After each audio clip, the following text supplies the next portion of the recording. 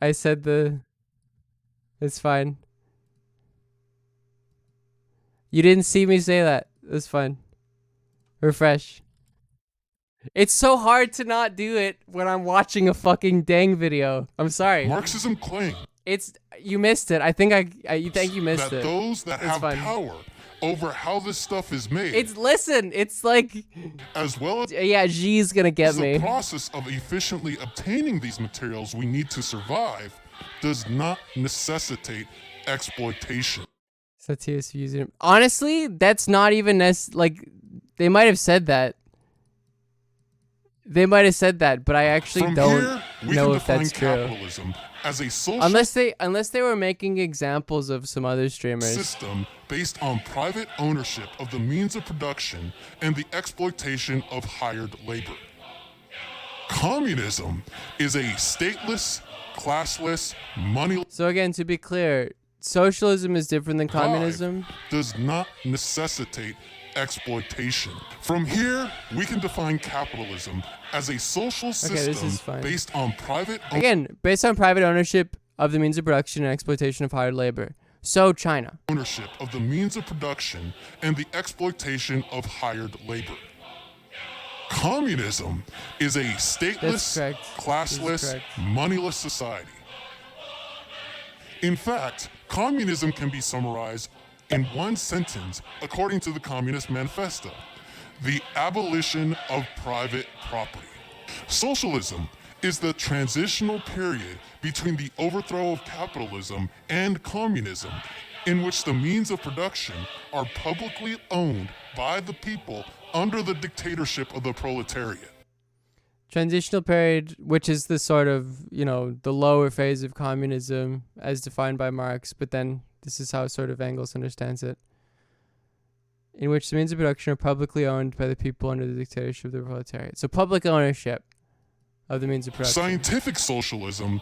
So this is Foxconn basically. Is this when you have roofs, or when you have nets at the bottom of factories to catch workers because of the working conditions are so awful, to make sure that they don't jump off of it in distress. I believe that is public ownership of the means of production under the dictatorship of the proletariat. According to this, at least. People under the dictatorship of the proletariat. Scientific socialism, as opposed to utopian socialism, uses And this is a method, which I guess they're sort of confused. Which this is true, I guess, because this is different than scientific socialism is a method of historical analysis. dialectical and historical materialism to analyze the contradictions of production and value under Foxconn is Taiwanese. Oh well, what am I thinking of then? Are you implying that the anti-suicide nets are only in Taiwan? Is space-time one? I think of the 7 months. capitalism and arrives to the inevitable conclusion that socialism will win. However, Marx said that his theory is Happened in Shenzhen? Yeah, that's mainland China. It's the special economic zone, right? not dogma or Yeah, worship, no, okay. but just It was at their factory in Shenzhen. Okay.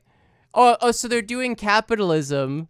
So it's a Taiwanese company that's doing capitalism, but on Chinese territory? a method of observation. How is that possible? If the means of production are publicly owned, why would that public ownership ever consent or allow for wildly exploitative capitalist nations to exploit labor on their soil? Why would they ever consent to that? Wouldn't that require force? Application of Marxist theory must depend on specific times, places, No, because this is the main thing, is that he says that it's socialism. So it's not a classist stateless society, obviously, but it's in and an introductory conditions. period. But the key words I hope everyone cops are understands bad cops. about socialism pause. is transition and circumstances. Yes, of Even course. Don Dark Engels Zoni, thank you for said the 6 private months. property cannot be abolished by one stroke. He says, quote, "In all probability, the proletariat revolution will transform existing society gradually and will become able to abolish private property only when the means of production are available in sufficient quantity. Yes. I believe it was Engels that also said that state ownership of something still constitutes private property. Marx concluded, and current social... But that's the interesting thing, is that like reformist social democrats and Dengis both essentially use this idea. Insufficient Where does Engels say that? Anti-Durang? quantity. I'm pronouncing that wrong. Marx concluded, and current socialist countries have proven that societies are able to skip over capitalist modes of productions and political systems, but they cannot skip over the high development of productivity associated with capitalism to provide for their people and Why are you... Oh, okay. At the core of it, we're focused on doing what we can to protect our community from harassment. We do not have a blanket ban on the use of a word like simp and casual banter. We'll take action when words like this. I guess. Wow. Sorry, I've been holding it in for like 3 hours to not say the word simp. And okay, I feel in casual banter, but we'll take action when words like this are used to harass and harm community members. I mean, that's so fucking vague and just like, but okay, whatever. Fend off reactionaries. Marx also observed that the working class cannot simply lay hold of ready-made machinery and wield it for its own purposes. The failure of the Paris Commune, according to Marx, was due to a lack of centralization and authority. Yep, the Paris Commune proved to us that Marx actually thinks that the dictatorship of the proletariat is a state. If I can read anything, any amendments he made to the Communist Manifesto after the Paris Commune, it was that he thinks that state ownership is based. This is where the dictatorship of the proletariat comes in, which is definitely. the governing power representing the That's so funny. I know I talked about this before. I know we've watched this before because we want to do a full watch over of it. But that's using Marx's, like how Marx sort of changed his historical method to take in like the empirical data related to the Paris Commune to basically be like, oh, well, it seems like the ready-made state structure of a state capitalist system is like not going to it's not as clear cut as how that could possibly be a dictatorship of the proletariat, and how to have actual like sort of public ownership of means of production maybe it needs to be more decentralized. Simply maybe we can't have like a lay hold of ready-made machinery and wield it for its own purpose. But to take that analysis and be like, yes, so President the Xi is failure based? of the Paris Commune, according to Marx, was due to a lack of centralization and authority. That was the critique. That was the critique made by Marxists at the Second International, that there wasn't enough centralization, but not Marx. This is as if Marx said like, well, they needed a state. The problem. And this is a great example of like Marx's actual ability to intake empirical data about the world and to update his historical method in relation to empirical data about the world that contradicted his understanding. To not take in new information just as cope, and to not to leave it unaltered. There's a really important question, particularly in this sort of viewing it in a very in the scientific way that like Marxists generally, and particularly Orthodox Marxists generally view the world, is like, what historical event would be required for you to change your mind or for you to update it? And the fucking hoops that are required to be like, actually no, President Xi is doing socialism.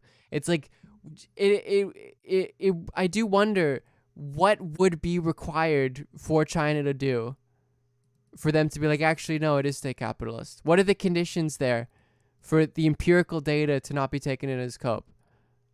The dictatorship of the proletariat comes in, which is the governing power representing the proletariat through the state after the overthrow of capitalism that oversees the transition of socialism by managing the means of production through promoting public ownership. We saw the state thing.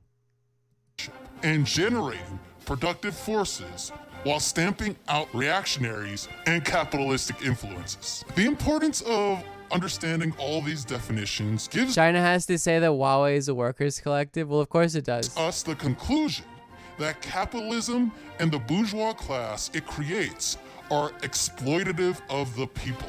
However, changing the ownership of production to the hands of the people while efficiently providing for the people the material resources they need to survive without exploitation is what scientific socialism is all about, and what socialism with Chinese characteristics attempts to achieve. Once we understand, Because what I do see in Dengis a lot is this weird synthesis of like recognizing, yes, it is state capitalist, obviously, because of course you can't prove that. And then they start to talk in other contexts, and it seems to imply that there is a public ownership and that it is in state capitalist. There's like you can generally in conversation with most Dengis, you can sort of beat them back to the point of like, yes, it is state capitalist, of course, that is, yeah, but in these definitions, we can now turn to Lenin, Stalin, and the Union of Soviet Socialist Republics, or the USSR. Arguing with the video. This is extremely important to understand for socialism with Chinese characteristics, as the USSR was the first country in the world to overthrow capitalism and provide a framework to practice socialism. Vladimir Lenin. Oh yeah, here we go. This tweet just dropped. Yes, I'm working on this episode. It's very fun. The Jesus Q Connection is a book I've been reading. Not because I particularly like the author. It's very absurd. It's like a book report for QAA. Oh yeah, it's like there's a certain point to which it's like sort of droll, or not droll, but it's like he just drones on, just brags about himself. It's very fucking boring, but there are certain little bits of it that are just so funny that make it worth trying to parse through it to make fun of this guy. I can give you a preview. How do I download this? I sent this somewhere else. Hold on. And we'll get back to the video in a second. This is a great quote. I'll read it out. When Jesus was filling the role of the Q archetype 2,000 years ago, he knew that proofs were important, but he didn't even announce himself or his ministry for 30 years. He was literally here for 30 years before even beginning to reveal himself or his mission to anyone. And at first, he only revealed that to a small circle of people, his anons. So in a way, the disciples were anons. A hallmark figure of the Russian Revolution, contributed so much to understanding the roles of the state, party, and revolution. By the way, read State and Revolution. He states as quoted, in any I saw that left-wing nationalists taking influence from Carl Schmitt. Socialist because like when Schmitt was sort of translated, political theology was like translated into like I can't remember which, maybe it was like simplified form like a couple years ago. Revolution, after the proletariat seizes power and basically finishes the task of depriving exploitators and suppressing their revolt, it is bound to give the priority to the fundamental tasks of creating a social structure higher than that of the capitalists and improving labor productivity. However, this could not be done through communes, federations, or even jumping into communistic policies, as the productive forces in Russia were nowhere near what they needed to be to efficiently provide for the people while fending off counter-revolutionaries that were coming at them in droves. This is where we get to new economic policy, or NEPT. NEPT was basically state capitalistic measures taken to increase the productive forces of Russia during their transition from capitalism to socialism. The theoretical significance of NEPT... No, from feudalism to capitalism. Also, Deng literally said that his reforms were just an extended form of the NEP. ...is that it provides an economic model for countries dominated by small class production to transition into socialism. Thought to be a People are retreat, doing many insider of the trading left by trying to stop criticize you from this. finishing But the as we video. see how Oh, yeah, of important course. production is for a I stable... forgot all you fuckers have your your posting points invested in me not socialist finishing system, this. All right, I won't Lenin pause pushed it then. for net by stating the following: state capitalism would be a step forward as compared with the present state of affairs in our Soviet Republic. I can imagine what noble indignation some people will recoil from these words. What? The transition of state capitalism in the Soviet Socialist republics would be a step forward? Isn't this a betrayal of socialism? We must deal with this point in greater detail. Lenin continues, our state capitalism differs essentially from the state capitalism in countries that have bourgeois governments. Oh yeah, I mean of course. In he's that the listening, state but- with us is represented not by the bourgeoisie, but by the proletariats who has succeeded like, the in necessity winning the full confidence of the peasantry. of a On the market contrary, system, the as development of opposed to, like, a capitalism purely controlled planned- and regulated by the proletariat state, i.e. state capitalism in this sense of the term, is advantageous and necessary in an extremely devastated and It's more backward just- small peasant country. Yeah. After the economy recovered through net, Stalin took power and initiated his model for the economy, which include, number one, a highly centralized planned economy through governmental and political means, two, collectivized farming, and three, the banning of private and commercial industries. It's great By the man time the theory, Stalin communist model was edition, installed, sort of. the USSR was the most Yeah, I see powerful what you country in Europe and the second most powerful country in the world. And in less there are than some two criticisms. There are some criticisms of the Soviet Union that also sort of fall into that, like where it's like Lenin was a bad, power-hungry man, decades. and if he had just if he had done it the way that I wanted to, then they would have done socialism. Which, you know, as a good Marxist, you know, which you know, the Bolsheviks understood the predicament they were in a certain sense, and how incoherent their position was, that they hadn't even really gotten to capitalism, and there wasn't any worker. There weren't enough workers to have a mass party around. This Stalin model for socialist economies became But you know, you're not just gonna give power back to like the liberal capitalists to develop capitalism, because you risked harm to take power in the first place. the main planned economy model for building socialism. However, after World War II and Stalin's death, there were difficult economic periods of stagnation and constant reform to keep up productivity, along with the liberalization efforts and de-Stalinization efforts from Soviet leaders. And as China soon found out, an unyielding adherence to the Stalin model was not working out for them. Before I get into this chapter, I want to say this Marx quote as it perfectly summarizes China's conditions and pathways towards socialism with Chinese characteristics. Marx said, quote, "No social order is ever destroyed before all the productive forces for which it is sufficient have been developed, and new superior relations of production never replace older ones before the material conditions for their existence have matured within the framework of the old society. So long as it is not possible to produce so much that there is enough for all, with more left over for expanding social capital and extending the forces of production, there must always be a ruling class directing the use of society's productive forces and a poor oppressed The class." necessity of a worker-peasant alliance.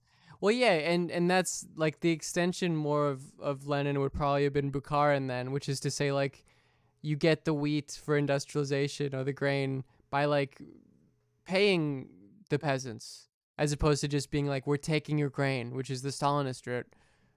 That's probably a more coherent continuation. Jumping Expand the into Mao NEP. now.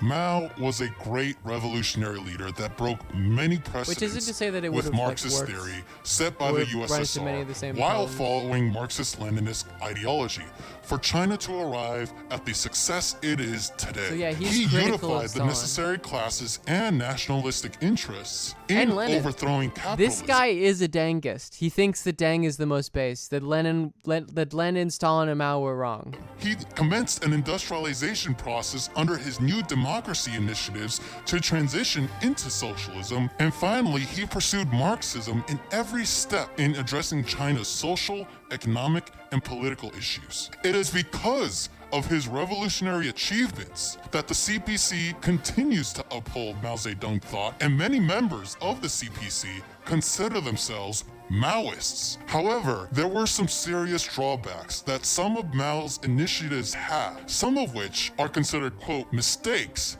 by the CPC. The textbook doesn't really go into these mistakes, but they do label them as such. By following more centralized models of the USSR while neglecting economic development to prepare for a war with other capitalist powers that never came to be, the economy stagnated, with incremental increases in GDP in the and Cold War. productivity. Things like the Great Leap Forward, Cultural Revolution, and the Gang of Four fiasco were all signs that an overcommitment to socialistic ideals, while the productive forces were nowhere near ready for such transitions due to their material conditions, were damaging the people. So what he's saying is they needed a capital. I love calling it the Gang of Four fiasco. That is really funny, because clearly, if the Gang of Four had succeeded, this dude would just be a dude who believes the extension of the Gang of Four's ideology. But yeah, so basically what he said is that they just need a capitalist state to do capitalism. I want to add here as well why China's commitment to scientific socialism is incredible. They were able to analyze their material realities of their situation. By the 1980s, productive forces were not maximized as they had a population of over 900 million people, 80% of which were still peasants. Feudal. They were able to critique their own founder and call out these mistakes. They were not dogmatically or arbitrarily following Mao while ignoring their material conditions. They adopted and still upheld the thoughts and contributions of Mao while shifting towards a better transitional system. Deng Xiaoping said it best when he said, quote, "It's true that Mao made mistakes in a certain period, but he was, after all, a principal founder of the Chinese Communist Party and the People's Republic of China. In evaluating his merits and mistakes, we hold that his mistakes were only secondary. What he did for the Chinese people..." This is why I say Dengists and Soc Dems are just like the same. It's because they basically both say like, well, maybe the state machinery that undergoes capitalism is sort of based. Can never be erased. Maybe in that's our hearts, cool. Maybe we can just Chinese will with always cherish him as the founder of our party and our state.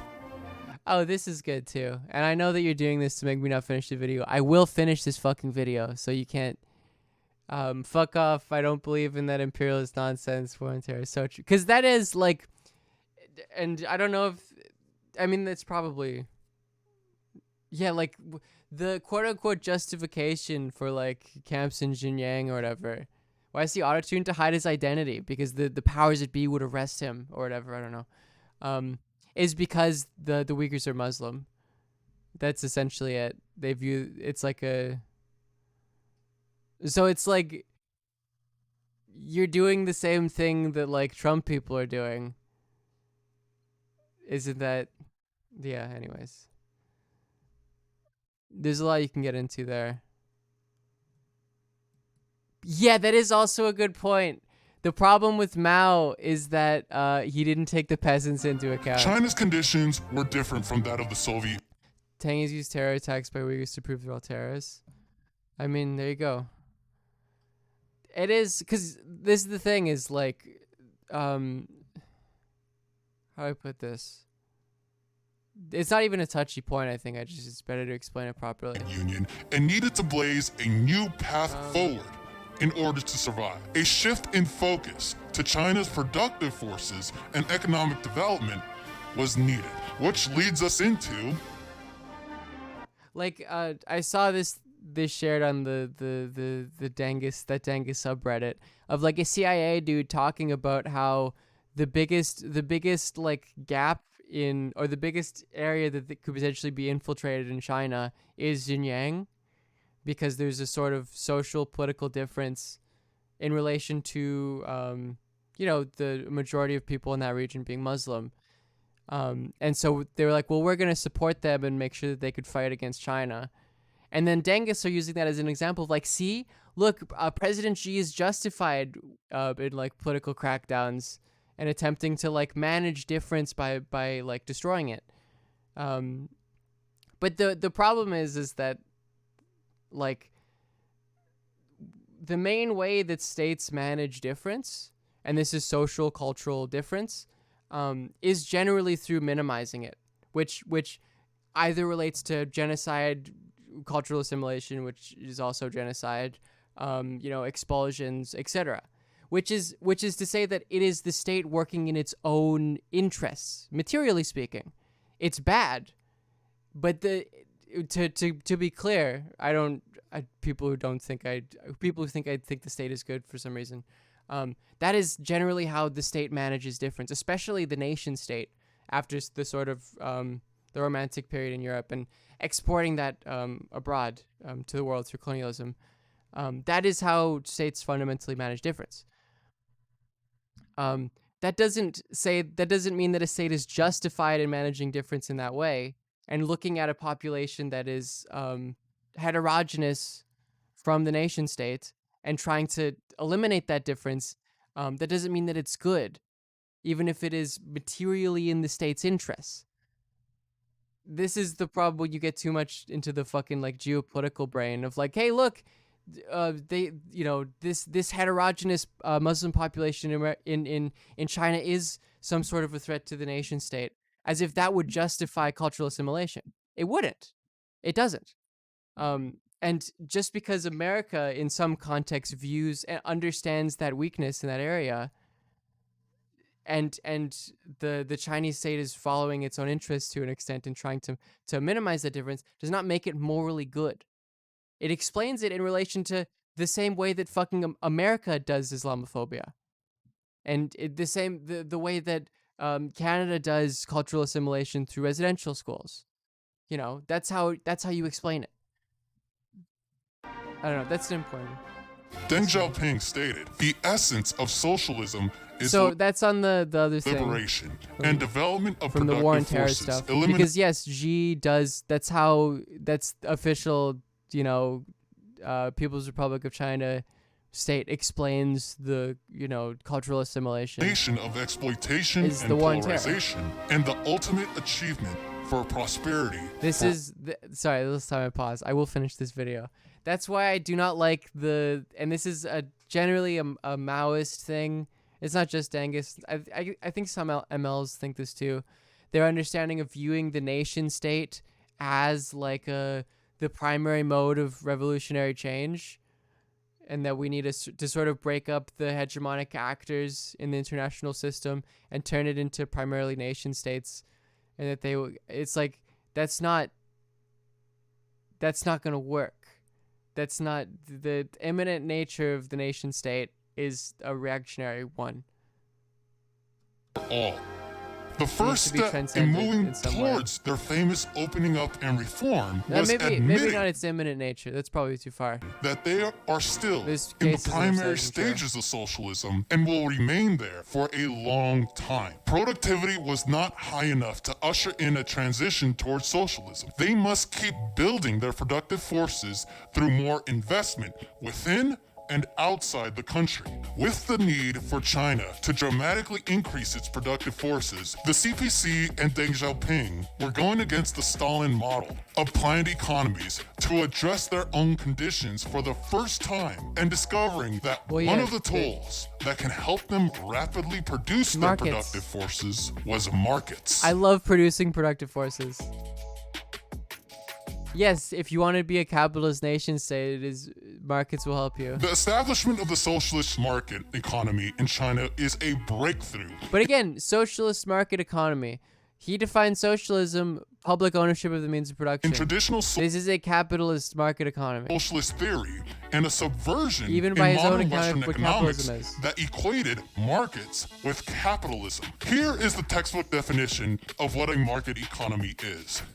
A market economy is an economic system in which prices, salary, and the supply of goods A are regulated controlled capitalist by market, what yeah. and how much people buy. Markets aren't inherently capitalist, no. Not by the idea of a government, market. applied in both private-owned capitalist economy and a public-owned socialist economy. Price is set by producers of consumers and the owners of the means of production, and a market economy cops is are bad subordinate cops. to the basic Posting social hard and system you know that time, can serve posting both string chance. capitalism Just and spice and leave it 2 socialism. months. Both the Anglo-Saxon or the United States and UK model and the Rhine model, the European markets, limit state intervention, emphasize individualism, and relies on a capitalistic foundations for their markets to function. China's socialist market Yes, model relies on the capitalistic foundation of private property and the exploitation of labor through wages.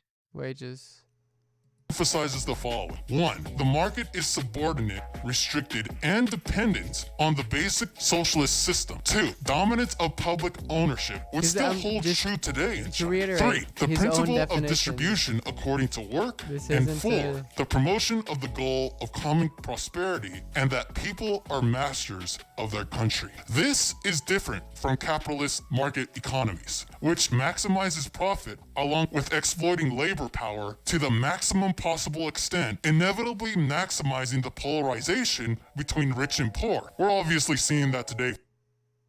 This is good. Same photo. This is the same photo. These are the same photos. Folks. Also within private ownership of the means of production, the capitalist system is safeguarding the interests of the bourgeoisie. The working class, without the means of production, has to engage in wage labor subject to exploitation and oppression. The Is he socialist implying system there isn't wage labor in China? establishes an equal status of the working people as masters of their country. A socialist market is based on public ownership of the means of production, which makes The funny thing about, and usually the response to a lot of this is like, look, you Western leftists cannot understand the material relationships, cannot possibly understand the material relationships because of your difference. But one of the funny issues that runs into is that it's this weird cultural relativism. A cultural relativism that to a certain extent, like I'm almost sympathetic to, that yes, there is like an understanding that isn't material, that is sort of intersubjective, that, you know, is hard to sort of translate by proxy. But that is not a Marxist position. That is it's scientific socialism can cross cultural barriers. You don't have to be a part of a culture to understand its material relations if it's under scientific socialism. common prosperity as the main objective. In a socialist market He's economy, describing the okay. purpose of production So he's describing the goal? Okay. But I don't think that that's true. is to meet the ever-growing find out, I material and guess. cultural needs of the people rather than for profit. This model gave Deng Xiaoping the confidence to say the following. Okay. No matter what degree we We'll open see, I up to guess. the outside world and admit foreign capital, its relative magnitude will be small and cannot affect our system of socialist public ownership of the means of production. Read some Deng speeches. We're reading them. Our system of socialist public ownership of the means of production. Absorbing foreign capital and technology, and even allowing How is China's current system being public ownership of the means of production textbook? foreigners to construct plants in China can only play a complementary role in our effort to develop the productive forces in a socialist society. Of course, this will bring some decadent capitalist influences into China, and we are aware of this possibility. It is nothing to be afraid of. Why in the world is China Oh no, this guy's portrayal of Dengism is textbook, right? not afraid Okay. of capitalist influences that the market may bring because of the dictatorship of the proletariat, or in China, the People's Democratic Dictatorship? Market economies are opposite of common prosperity and are more akin to serving individual private interests. However, the CPC's duty is to redistribute wealth to narrow such gap and eliminate contradictions through taxation, social relief, security policies, and other measures to ensure the well-being of Okay, so he's being a social workers democrat. and achieve common prosperity. But they must do more than this as well. Markets promote other ideologies that harm and corrode Marxism. Bourgeois liberalism, money worship, economic privatization, neoliberalism. Through the CPC's leadership, all these paper tigers were defeated, He's just a social especially democrat. considering the 2008 financial crisis and the corona pandemic. How can the CPC be so ideologically disciplined? Deng Xiaoping's four cardinal principles: the principle of upholding the socialist path, the principle of upholding the People's Democratic. That is the funny thing about the idea that there's no money worship in China, especially considering what was that, a Fisher quote from like literally the last video we were watching about how like everyone pretends not to worship money, but like exchange value in the commodity define our lives in such an integral way. Dictatorship, the principle of upholding the leadership of the Communist Party of China, and the principle of upholding Mao Zedong thought and Marxist-Leninism. These are the non-debatable tenets of Wanna play socialism Warzone? with Not right Chinese now, characteristics. but Reflecting sometime on later, scientific socialism, these principles were a must to combat the influences markets had against communism and use them to build up the productive forces and wealth to transition into a more advanced socialism. I highly recommend everybody read the CPC Constitution and its commitment in upholding Marxism-Leninism, Mao Zedong thought, Deng Xiaoping theory, the three represents, the scientific outlook on development, and of course, Xi Jinping thought. All of this lies a definition of what socialism with Chinese characteristics is. All right. So the market socialism is an ideal that when they heighten the productive forces they would get to, but fundamentally China is not socialist yet. Oh no, they are. They think they're socialist because of state ownership, which is the same as public ownership because the people in the state are nice. And when they heighten the prediction, but they're also capitalist because it's a private system, which is a contradiction, I think. I don't know how you reconcile that. But nevertheless, that when you heighten the productive forces, you get to communism. All right, here we go. Socialism with Chinese characteristics is a science for the systematic study and application of nature and law of the socialist construction of China. Marxism applied to China. It is an ever-evolving and living, breathing doctrine that is still being applied today.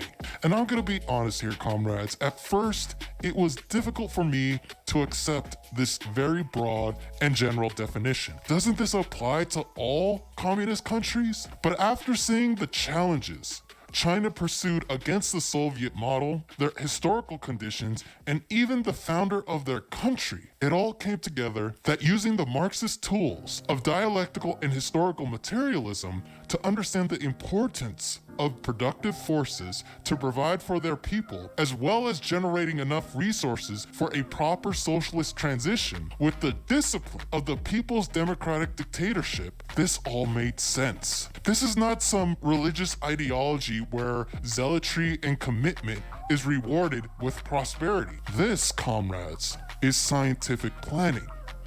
All of the prosperity we see in China today is carefully articulated socialism.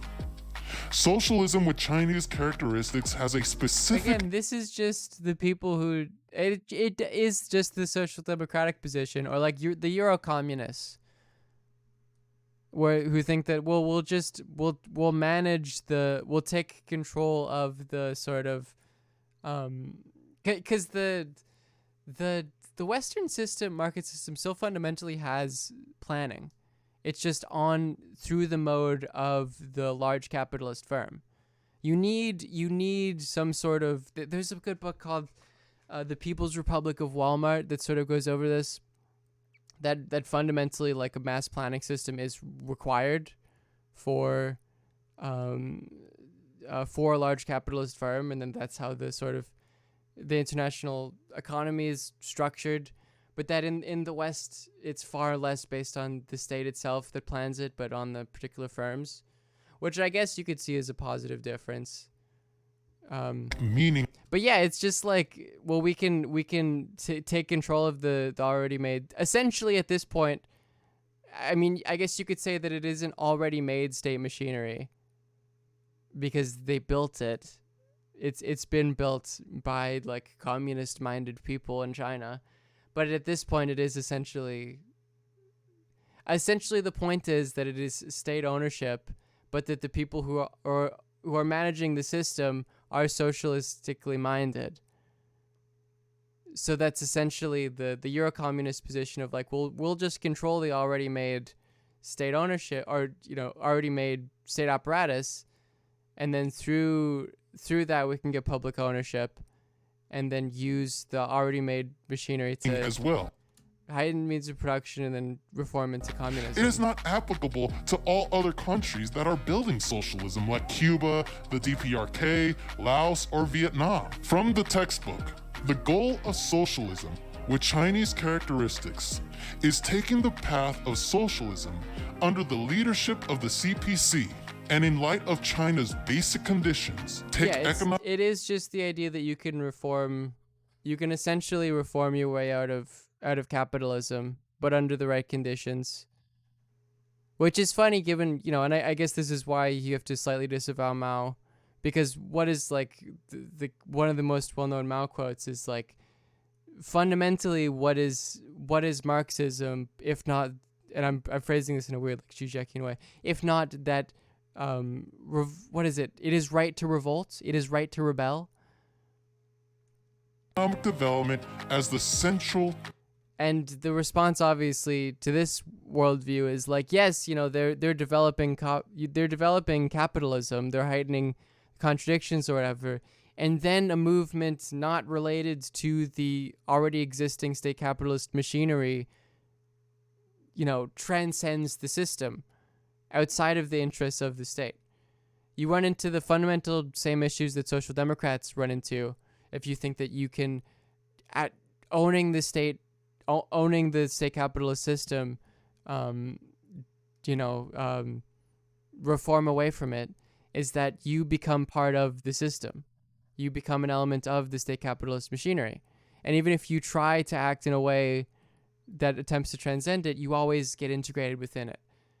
You see this happening with social democratic parties in Europe as well, where they essentially thought that they could do the same thing. Task. Adhere to the four cardinal, which I guess is an anarchist critique.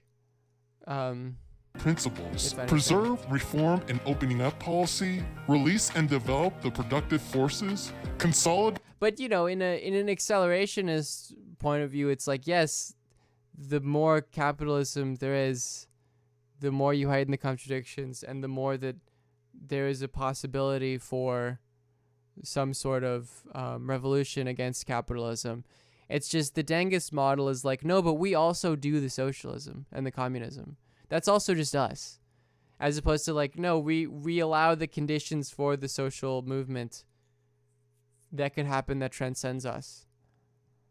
And improve the socialist system, develop a socialist market economy, socialist democracy, an advanced socialist culture, and a harmonious socialist society, and make China a prosperous, strong. That's always the fundamental issue I see in terms of the Dengist vision, is that it makes the same mistakes that the social democrats democratic, culturally, is that it gets integrated into the state capitalist project. Even if you have well-intentions. Advanced and harmonious modern socialist country. Now, with all of this said, hopefully this creates a better understanding of the following. Is China capitalist? Oh, okay, I want to see this. Absolutely not. How? In what way? Socialism with Chinese characteristics and Deng Xiaoping theory shows an unrelenting commitment to Marxism-Leninism. Although markets are used to generate productive forces and are akin to capitalist, But the point is that it isn't capitalist because they want to move beyond capitalism. But that's not not what material conditions are. inclinations, the role of the CPC quickly shuts down any growing capitalist influences, and to even have that role under There is private the property. dictatorship of the proletariat shoshows the significance of scientific socialism. This is weird though. Does President Xi say that they're a capitalist country?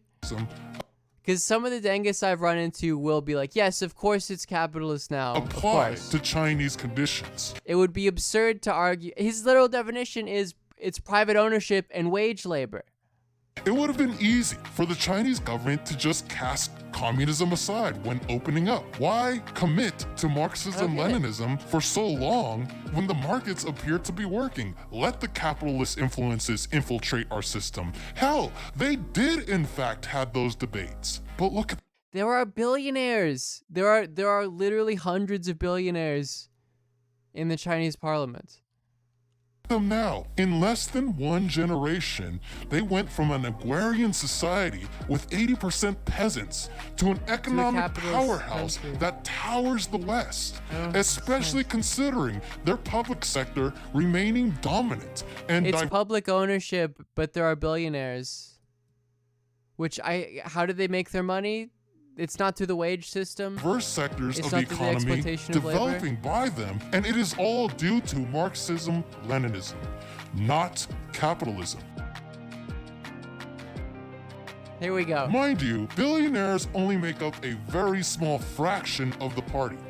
That is how, yes, they're billionaires. But this textbook actually does go into this and addresses this head on. According to the book, politics is the concentrated expression of the economy. The accumulation of economic interest is bound to lead to political engagement, and economic interest groups will inevitably enter the political sphere to express, strive for, and defend their own rights and interests. This is truly scientific that they would even admit this. And private enterprise owners Scientific means good. are no exception to that. Rather than suppressing or ignoring this How are they billionaires? contradiction, How are which they billionaires? breeds corruption and dangerous hostile capitalistic influences within China. The CPC acknowledges this and embraces the reality that people have economic interests. However, rather than allowing them to have a free-for-all where they have the ability to influence members with money and success, Here's the thing, though. This is like, how do we make sure that billionaires don't? This discussion is how do we make sure that billionaires All don't cops corrupt are our bad vision? Cops. Socialism with billionaire characteristics. Red Pheno, thank you for the 6 months. How are they billionaires? they must go through the same tests and rigors of joining the How can they be billionaires? CPC and respecting That's the the question. ideology. From The the mode of production textbook has to be again, we capitalist. quote, socialist politics with Chinese characteristics does not exclude political This is not participation by answering private Bobby's question. enterprise owners, That's a dog. as long as they follow the basic principles of leadership of the CPC. It's the billionaires are nice, so it's As the okay. masters of the country and rule of law. Therefore, the ruling party should allow private enterprise owners to participate in politics within the framework of the system. By the way, where is this? Where is it in the quote? The CPC should allow all private enterprise owners. Let's just think about capitalism, system of private property. The China has what? Private and With Chinese characteristics and grant them full expression of their economic needs and so it is capitalist. political It has a will. private But system. of course, their political participation. I told you should be guys, I was talking about how he was talking about socialism and market socialism, and they were like, "Oh no, it's just an ideal." Some people in chat were like, "He's not saying that's what actually happens with China now. That's an ideal. They still are capitalist." conducive rather than detrimental to safeguard the purity and vanguard nature of the ruling party and the healthy development of socialist modernization with Chinese characteristics. Recently, we saw a rich, that's the wealthy question. billionaire expelled from the party. Yes, they have a competent capitalist class. So if there are individual capitalists that like put their own personal interests far above that of like the interests of the national bourgeoisie, they will punish them. That's an example of how like China's a more Embracing competent the fact I state. never read theory is very Capitalist scientific state. and therefore Marxist. Thank you, old Please trans. don't perform revisionism of this important truth. For his negative critiques of the Four Cardinal Principles and faces prosecution Yeah, that they have an actually competent bourgeois for state. corruption. Additionally, China puts to death so many bankers for corruption as well. Yes, because again, it's a competent bourgeois government, national state. The CPC does not place any capitalist or billionaire ahead of the Politburo. China is a market economy, and it's a vibrant market economy, but it is not a capitalist country. Here's why. There's no way a group of billionaires could control the Politburo, That's not what capitalism is. as billionaires control American policymaking. This is what whenever like, and this extends to the idea of actually existing socialism in the first place, is that for how much people fucking claim that they are Marxists, there is no mention of the mode of production, which is fundamentally the Marxist analysis of what a system is, of what an economic system is. The evolution from feudalism to capitalism and from capitalism to communism is through the mode of production. Look at the mode of production and you can see the system. Instead, it's like, well, these billionaires don't control the state. When billionaires get out of line, we fight them. How did they become billionaires?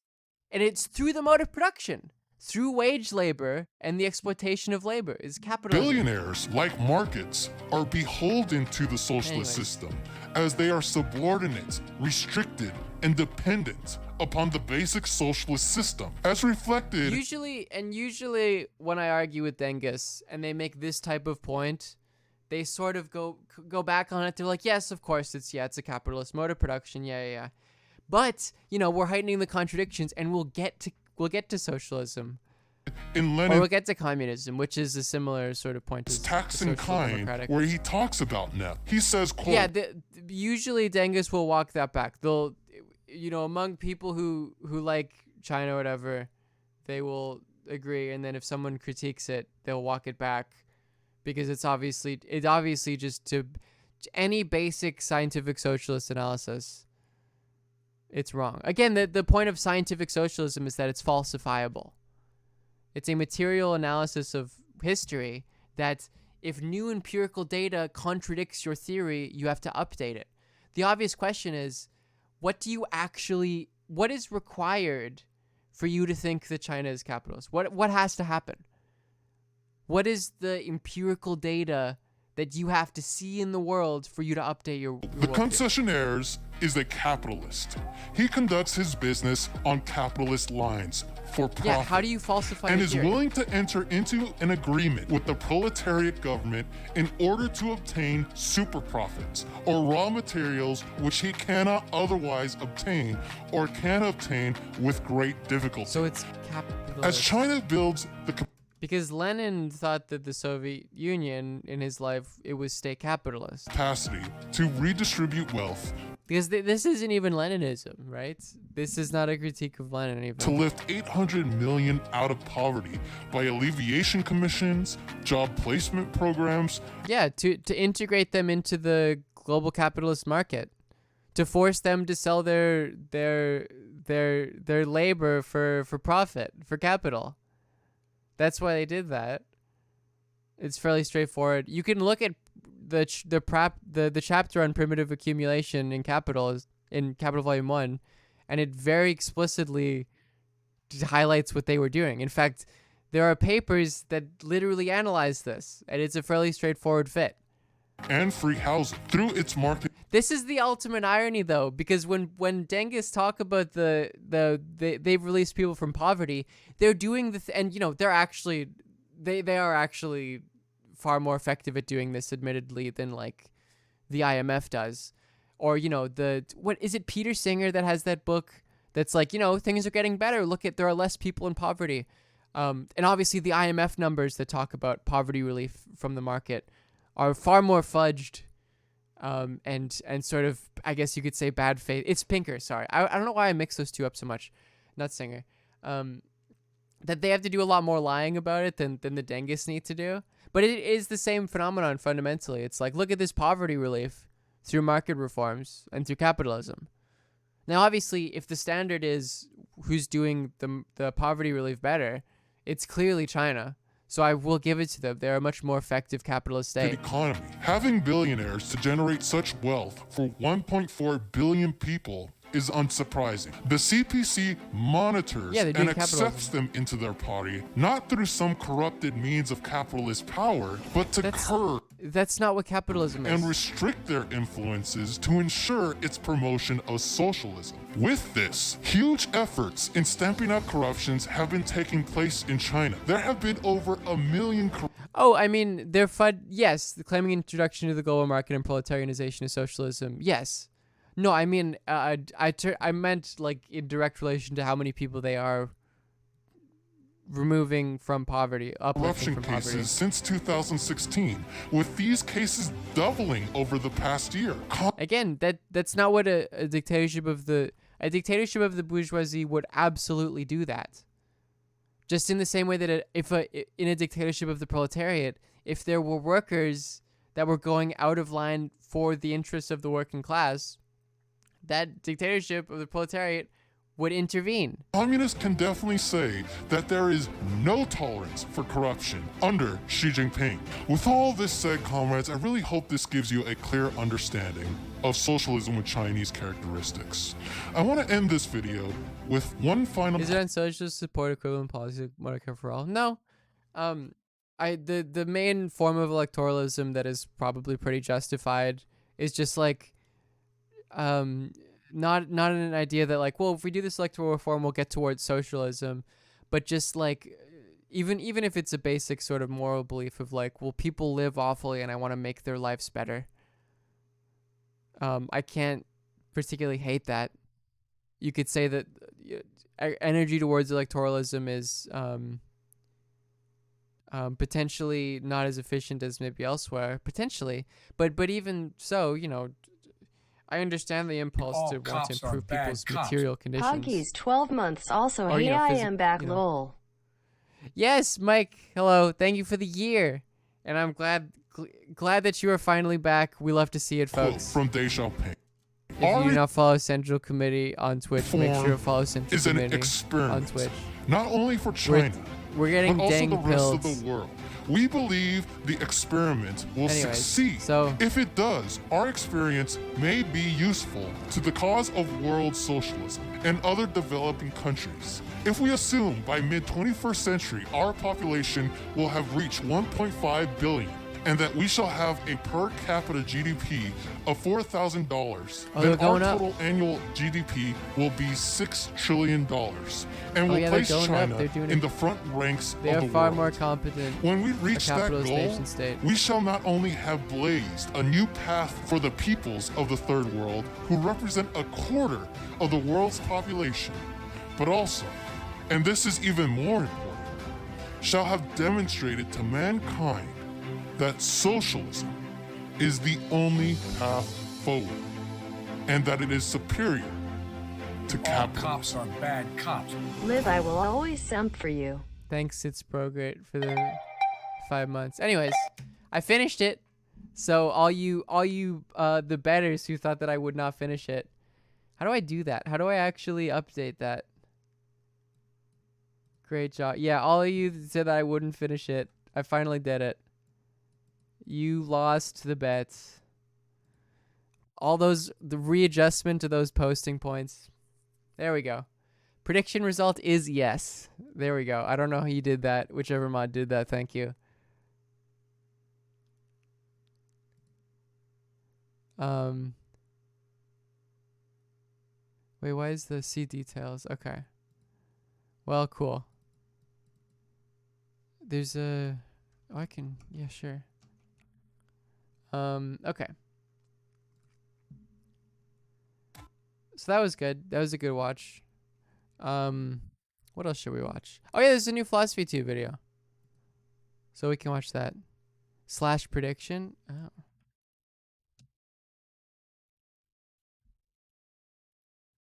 Oh.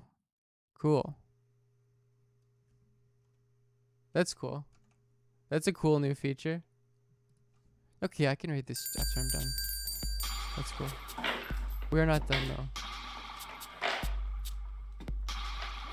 Alright, let's talk about work. Rex Pocket, thank you for 100 bits.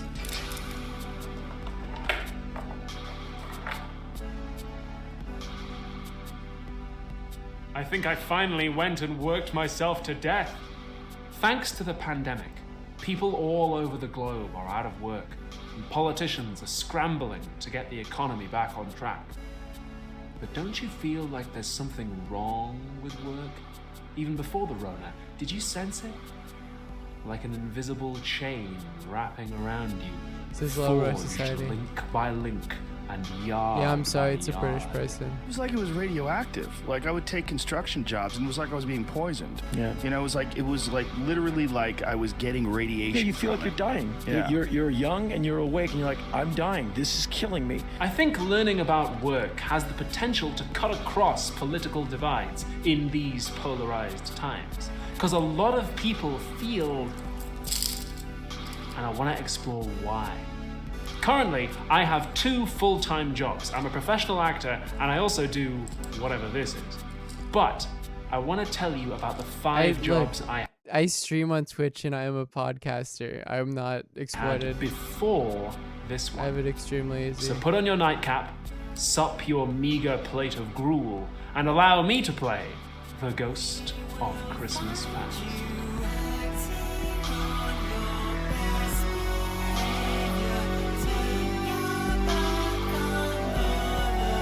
I'm a professional poster, absolutely.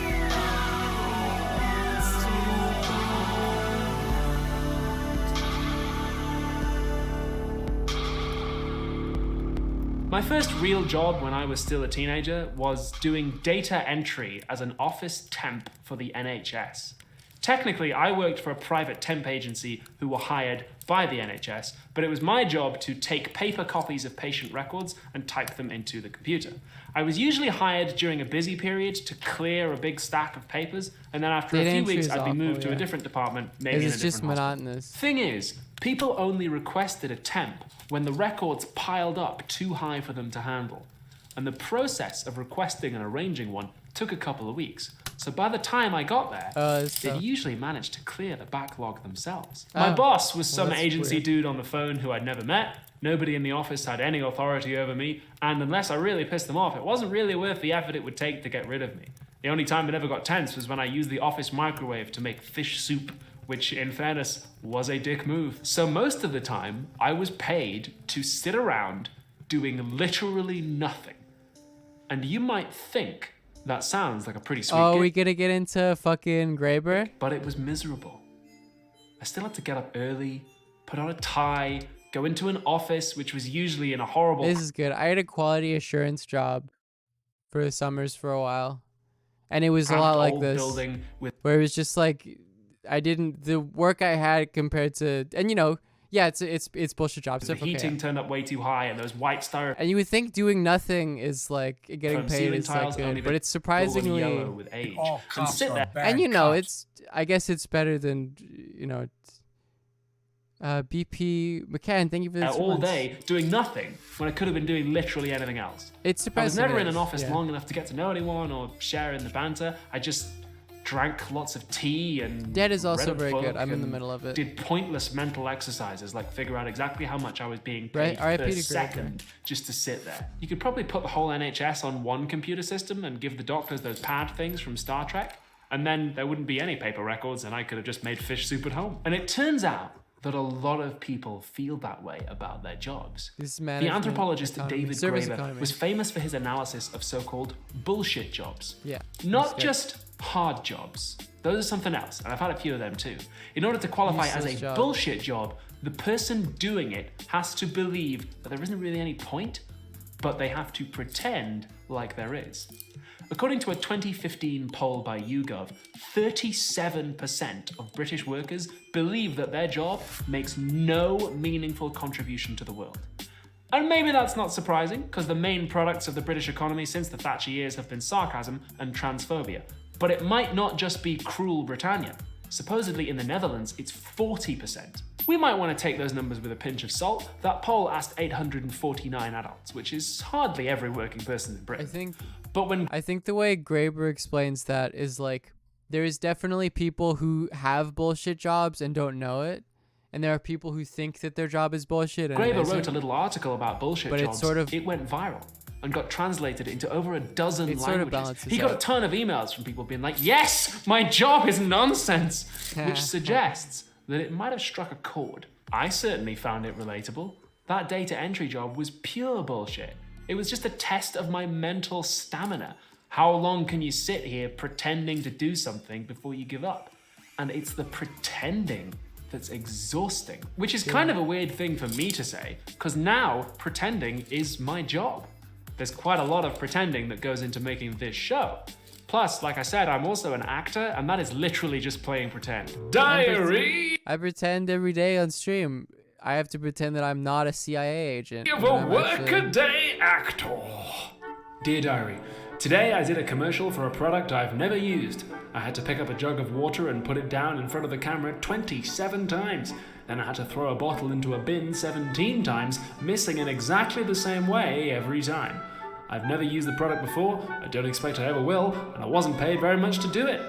All in all, it was a great day. When I'm acting though, I'm pretending on my own terms.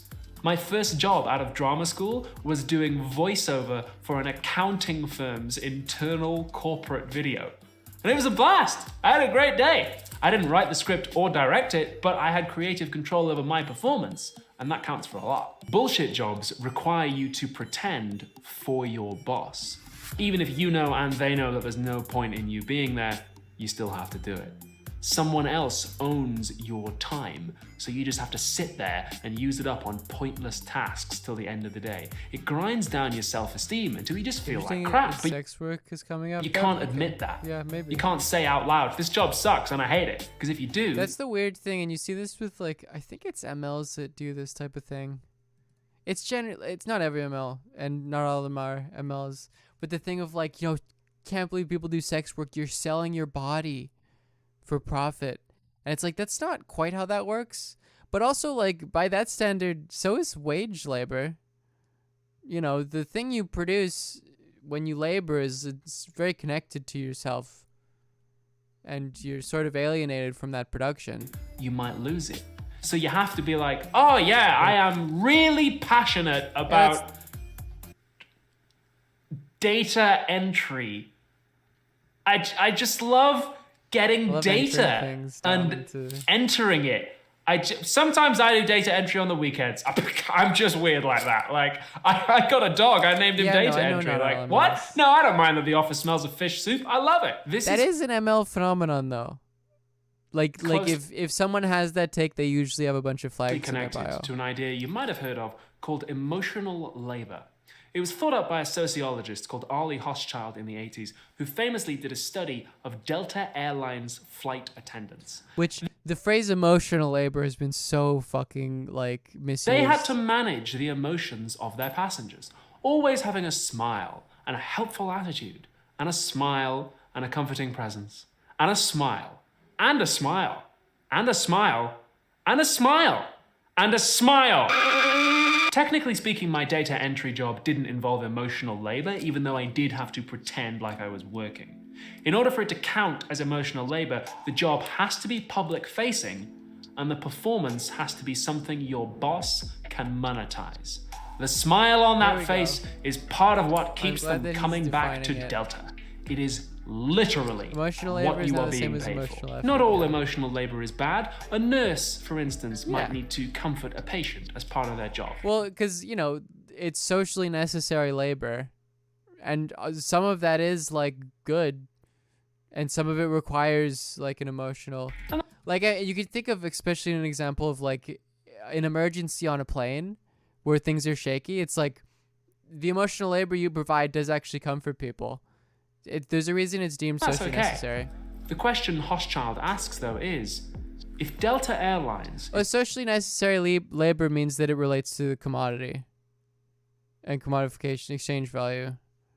is paying you to smile, in what sense is that smile In the Marxist really sense. yours? If your know job what is I'm to missing. produce an emotion and your boss owns everything you produce at work, then that emotion isn't really yours, it's theirs. Those flight attendants had to stuff their own feelings of boredom and resentment down inside and ignore them because it wasn't what they were being paid to experience, and it really affected their feelings.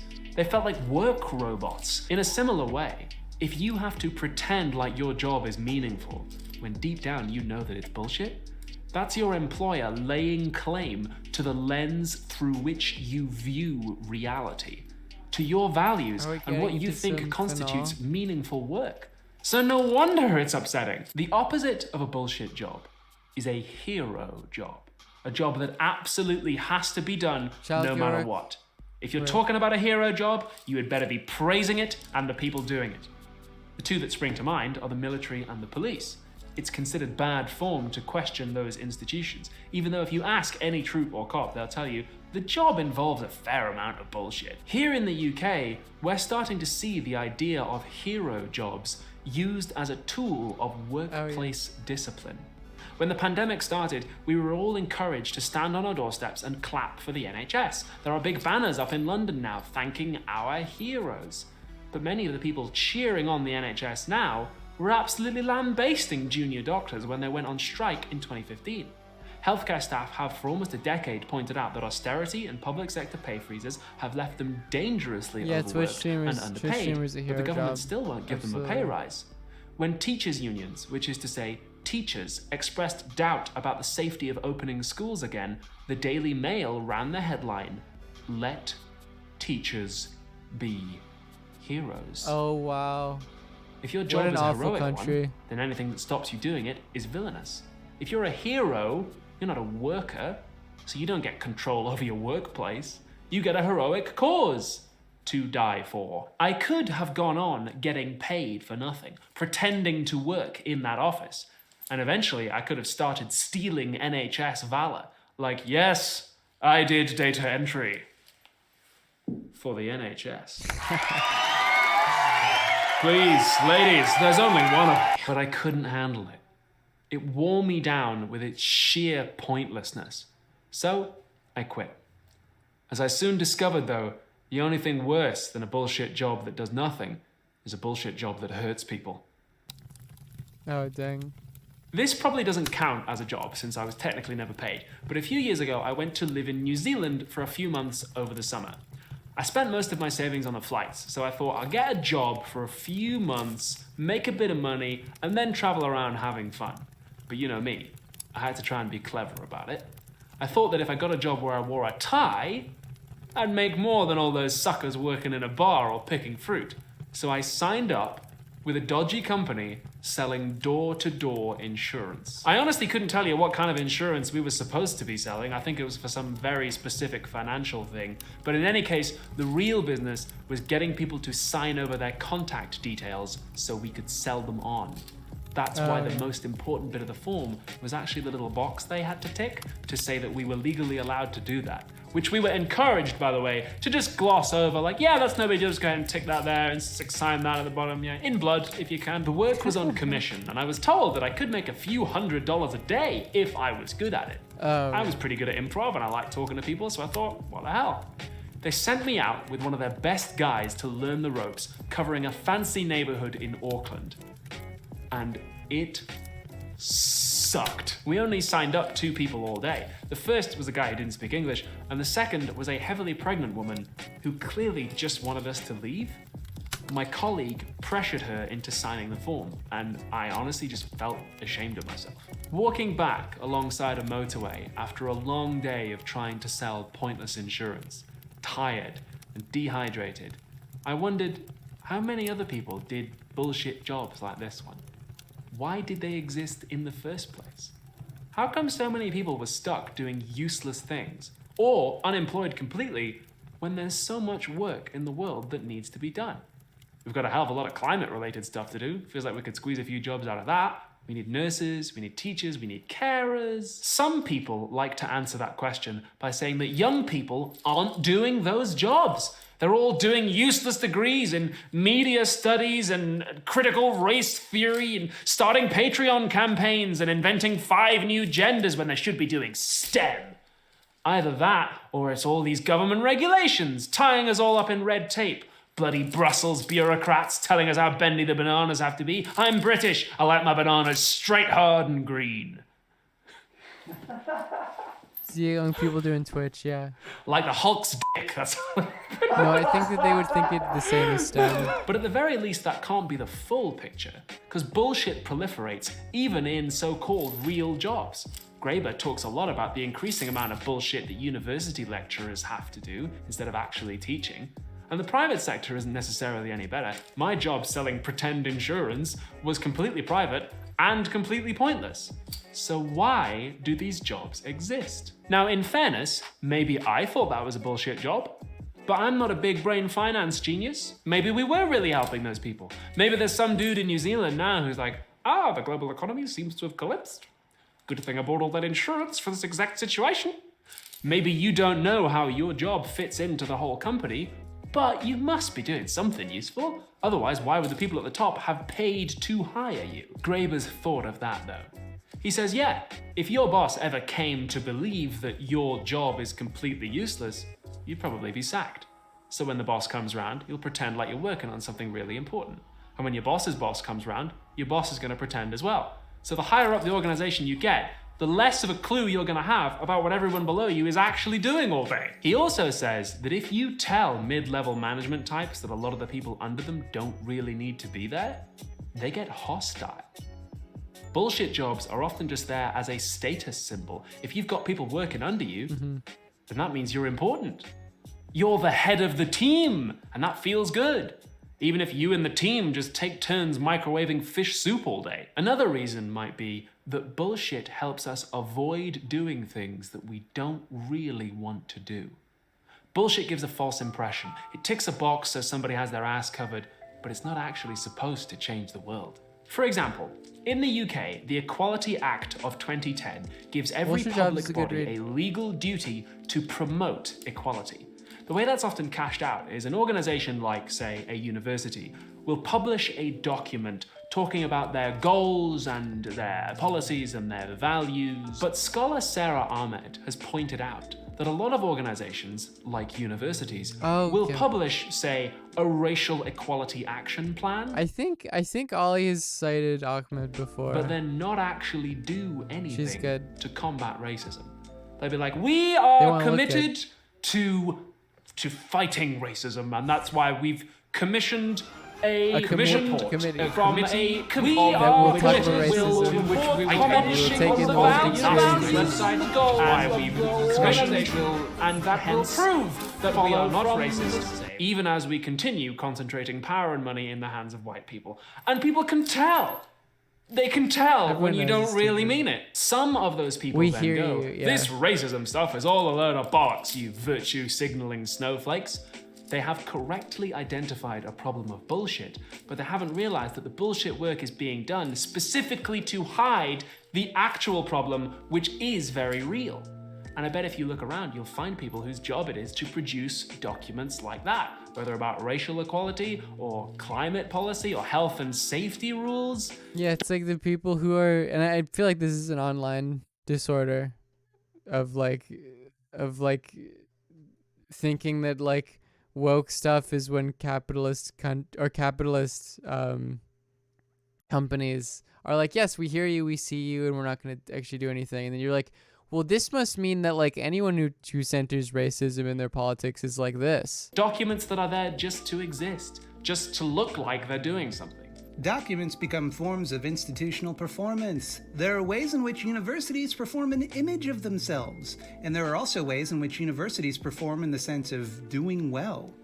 If we're committed to anti-racism, and we've said that we are, then how can we be racist? Speaking of pointless documents, I didn't think that selling door-to-door insurance was really my calling in life. It wasn't meaningfully impacting the world, in fact it was making the world worse, and I didn't want to lie to people. I did that one day's training, and then I never went back. Instead, I got a job doing something much more humiliating. Having failed to find a clever way around it, I took a job in a bar, and it was okay. I chose that bar in particular because I fancied myself a stand-up comedian at the time, and they let me tell jokes on a little stage in the corner. It did not go well because I was 19 and I was not funny. And then after my set, I had to put on my work shirt and clear the glasses of the people in front of whom I had just bombed. So that was humiliating. The bar was owned by a guy called Bruno, and he paid me the New Zealand minimum wage, which back then was about $15 an hour. The cost of a pint in that pub was about $8 or $9. So as I was working, I got to thinking, by pouring just 4 pints, I've made Bruno double what it cost to hire me for the whole hour. There we go. And in an hour, I can pour 50, 100 There we go. more pints if there's a rush on. So he must be raking it in. Although actually, that's not all profit, because he's got to pay for the beer and the cleaning and the electricity and the food and stuff. But still, he must be doing pretty well. And actually, the only way that he gets money to pay for any of that stuff is because I'm here doing the work behind the bar. And then the customer was like, can I have my pint or not? And I was like, yeah, sorry. If Bruno didn't come in, as he frequently didn't, we'd have just kept going. If the bar staff don't come in, no money gets made. As we've seen with the pandemic, CEOs, hedge fund managers, landlords, they can all stop working and it's basically fine. If supermarket assistants stop working, or bus drivers or cleaners, like then everything falls apart. The profit doesn't come from the people at the top. It comes from the people at the bottom.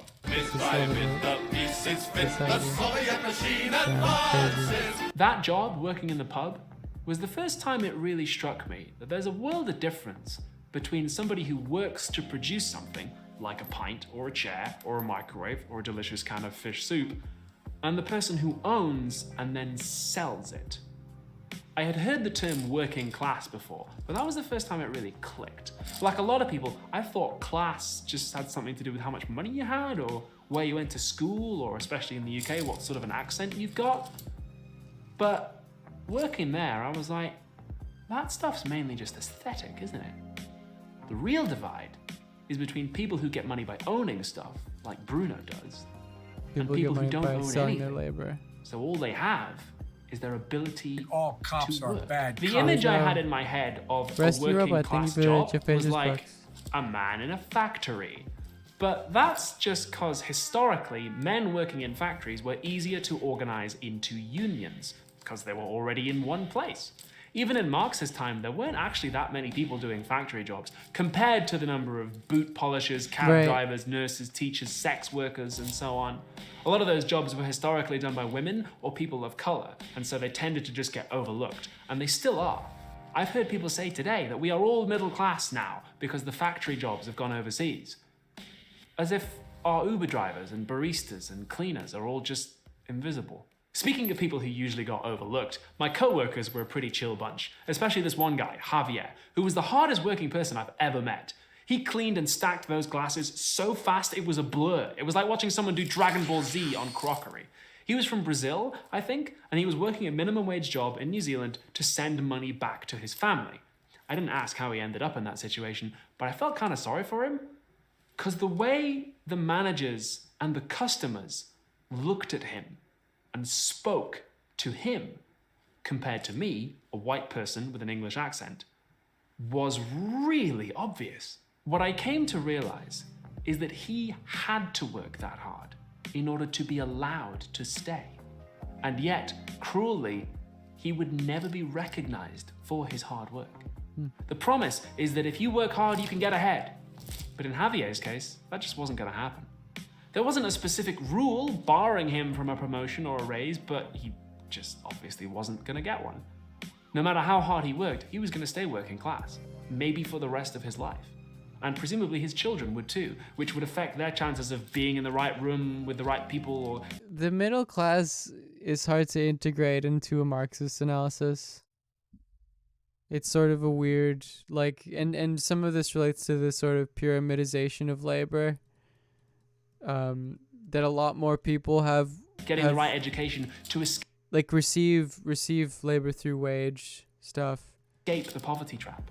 And this isn't me disparaging him. Receive their money through wage labor, but even people who are relatively close to the top of a capitalist firm or anything.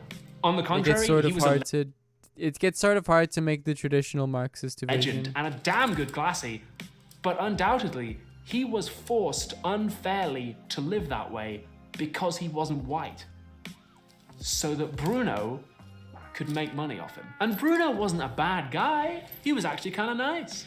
On my last night working there, a female customer sexually assaulted me in a corridor as he happened to be walking past, and he actually told her off on my behalf, which was cool of him. But that was just the way the place ran. Me and Javier were on the same team because we had nothing to sell but our labor, even though we were from really different backgrounds, different countries even. And Bruno, he just wasn't on our side. That's a good way of, I don't know how much of that is like him making a story for the after my adventures in New but Zealand, that's a good way of conceptualizing how like the Marxist vision of labor needs to be integrated into a global analysis that necessarily includes ideas of like racism and the global south.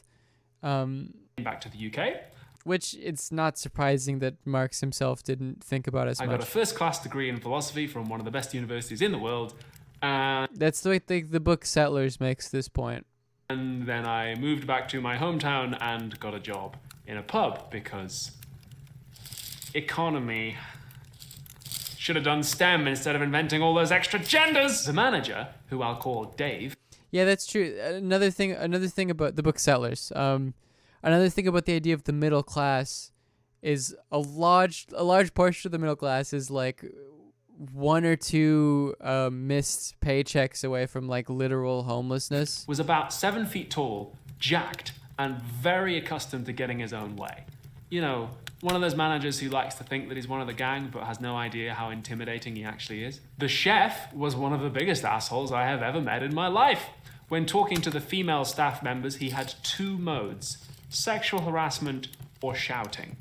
Most shifts, he managed to make someone cry. One time, me and some of the other staff complained, but Dave couldn't fire him because then we'd have to close down for a couple of days and get another chef and get all the menus reprinted. By the way, Settlers, what's your thoughts on it? I think it's pretty much fairly straightforwardly correct.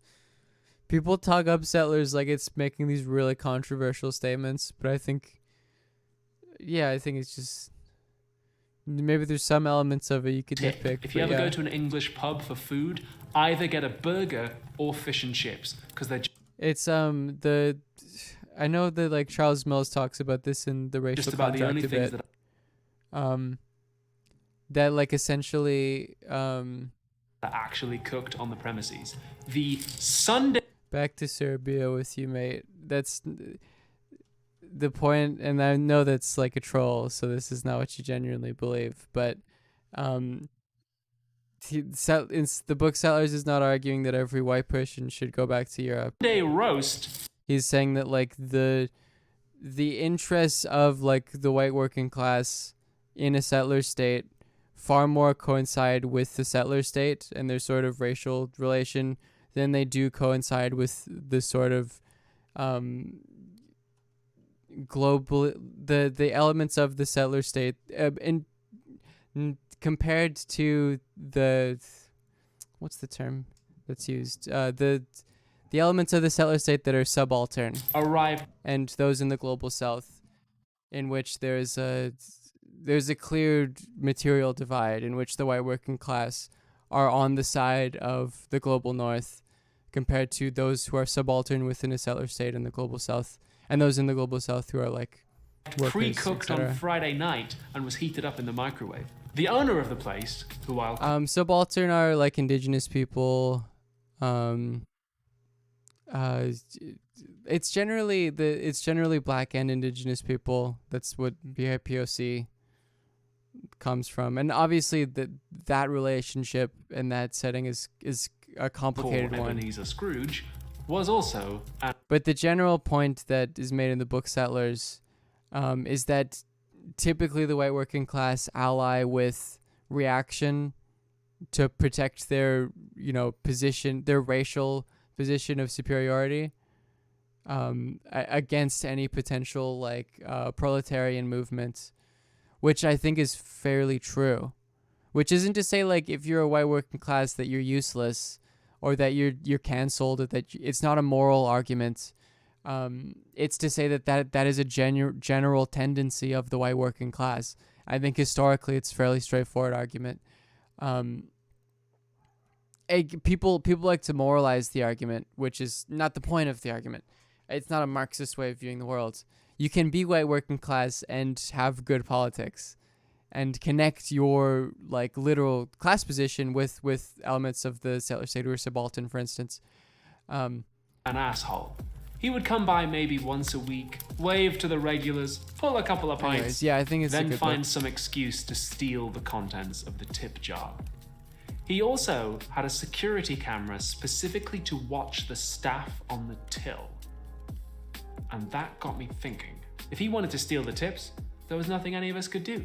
He had a camera watching us, but we didn't have a camera watching him. He kept a record of every transaction to make sure we didn't steal from him.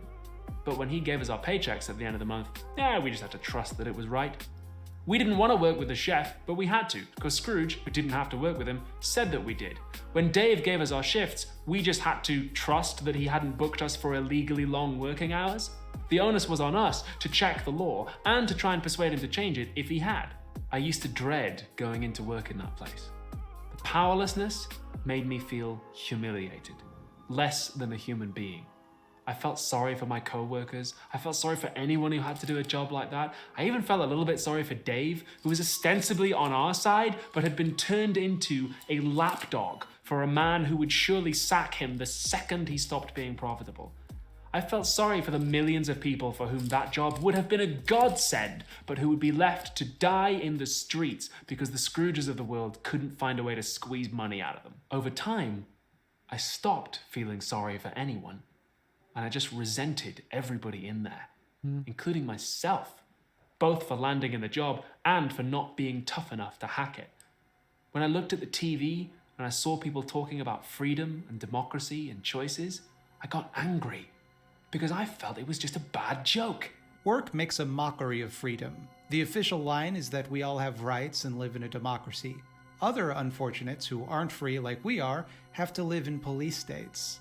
These victims obey orders or else, no matter how arbitrary. The authorities keep them under regular surveillance. State bureaucrats control even the smaller details of everyday life. The officials who push them around are answerable only to Post-work higher-ups, stuff is public cool. or private. Either way, dissent and disobedience are punished. Informers report Is I regularly to the non-binary? authorities. I don't think so.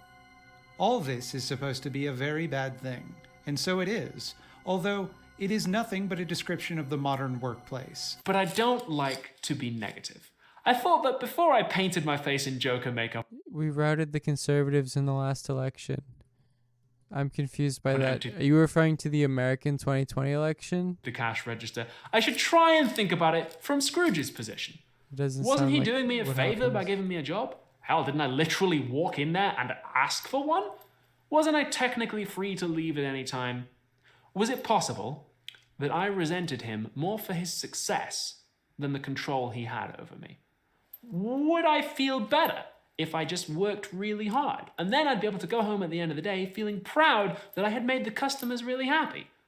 What if I tried to look at the whole situation from the point of Oh, view New Zealand? Oh, I of have a no clue. job creator? I guess that was. Isn't the New Zealand? Aren't the Labour Party basically Blairites? Like they're not saying they're abolishing the means of production, but I guess that's for people's actual conditions. I guess that was a win. Yeah. is better than conservatives, I guess.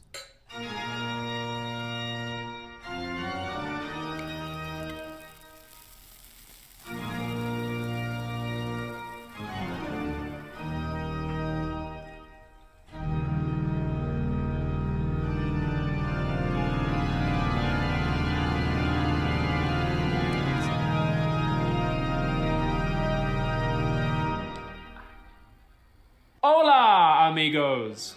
I have a proposition for you. I represent the interests of an investment fund, who represent a bank, who represent another bank, who represent a foreign government, who pretend to represent their people, but actually represent the interests of an American hotel chain. And we would like to build a luxury 5-star resort on Cuba, where you live. The hotel will have a pool, a spa, a gym, a private strip of beach, 300 suites, 4 restaurants and bars, daycare facilities, and a business center for corporate event hire. We will create upwards of 500 jobs and attract international customers to your island. Relations between the United States and Cuba haven't always been cordial, but Castro's been dead for a few years. Let's face it, Cuba could probably use some extra cash. You are an island, you don't have a lot of natural resources, but it's a beautiful country with pristine waters and scuba diving and a fascinating history. With our help, you could become a hot tourist destination. Guests will come, they'll stay in the hotel. Yeah, his last job was being a venture capitalist and opening money in the local businesses, which makes a hotel in Cubans Cuba. rich, so everybody wins. And helping introduce the market system to... Excuse me. Ni hao, Chen Chun Chang. Yes, I'm talking with the Cubans now. We're very excited to build this hotel for you. It's my boss. Just give me 2 minutes. Thank you. Yes, I told is that supposed to be the CEO them it would attract Alibaba? lots of wealthy international tourists to the island. What is this shot? No, of course not, no. No, the resort is designed to keep the guests inside by providing everything that they need on site. I mean, they might go into town to buy a souvenir or something, but they'll spend most of their time by the pool or in the bars or the restaurants, and those are all owned by you. Yes, it is quite clever, isn't it? Well, they'll get minimum wage jobs out of it, keeps them out of trouble. Well, if you don't want to be seen doing business in Cuba, then that's not a problem. We can set up a shell company in Panama or the Canary Islands or somewhere where the taxman can't get his grubby fingers, and then the shell company will officially own the hotel, but you'll own the shell company, so the profits will all go to you. And that way, if there's a problem with the working conditions or there's an accident or something, it doesn't get back to you. Yes. Well, we'll have to employ some people in the shell company to do bullshit jobs, creating documents, that sort of thing, to make sure it seems legit. Yes, creating jobs. That's what it's all about. All right. Zaijan, give my regards to the General Secretary. Sorry about that. That was my employer. He's very keen to help your country become delicious on the international stage. Delicious. Competitive on the international stage. What's that? Why does Cuba need foreign investment? Well, because you're poor. And I'm sure that's just bad luck. I'm sure that nobody's deliberately kept you poor by imposing trade sanctions on you at the behest of American oil companies. Don't Google it. What's that? You say that you want to come and work in my country instead of doing a minimum wage job there. No. I'm afraid that won't be possible unless you have what we in English call a visa. Comprende? See? You just have to stay in your own country and work very hard to make it better by working for us. What's that? You say that this is imperialism? You say that we're foreign dogs? You say you'd rather own the hotel yourselves? Well, No, next that's not possible because you'll be saying China is that not you want to own your imperialist. own country's natural resources and make sure the money from them goes to benefit the people of your country rather than the owners of foreign capital. Oh, God. One moment, please. Good morning, Vice President. Oh, Madam Vice President, indeed. I'll get straight to the point. How do you feel about a war with Cuba?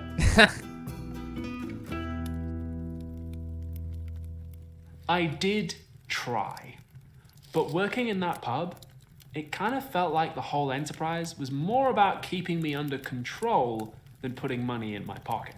And I don't think that was just because Scrooge was an asshole. He could have been really nice, Bruno was, but that wouldn't have made a difference to the amount of control he had It's over the me. structure. Consider another rich person and a famously nice guy, Andrew Carnegie.